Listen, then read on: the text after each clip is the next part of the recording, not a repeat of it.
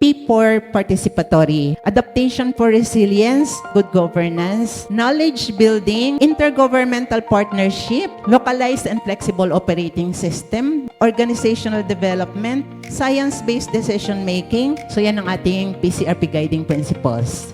Pagkilos. Ito po yung hudyat na formal na pong nag-uumpisa ang PCRP dito po sa Atimonan. Ngayon pong umaga, tayo po ay nagkakatipon-tipon para sa isa na naman pong makabuluhang programa na may kinalaman po sa climate change and resiliency. Ngayon po, panahon na ito, panahon ng pagkilos, Philippine Community Resiliency Program, ang objective ng kalahi sa ating pong panahon ng pagkilos, PCRP, ay ang ma-involve ang ating pong mga kababayan. Sa loob po ng 2 dekada, ang programa po ng DSWD Kalahi ay nag-iwan po sa atin ng mahalagang bakas na hanggang sa kasalukuyan po ay pinakikinabangan ng ating pong mga mamamayan. Sa kabila po ng mga hamon at krisis na ating pong kinaharap, sa bayan po ng Atimonan, tayo po ay patuloy na nagkakaisa, nagtutulungan para sa isang layunin at yan po ay para sa apakanan ng ating mga minamahal na mamamayan patungo sa pagsusulong ng isang umuunlad na bayan ng Atimonan.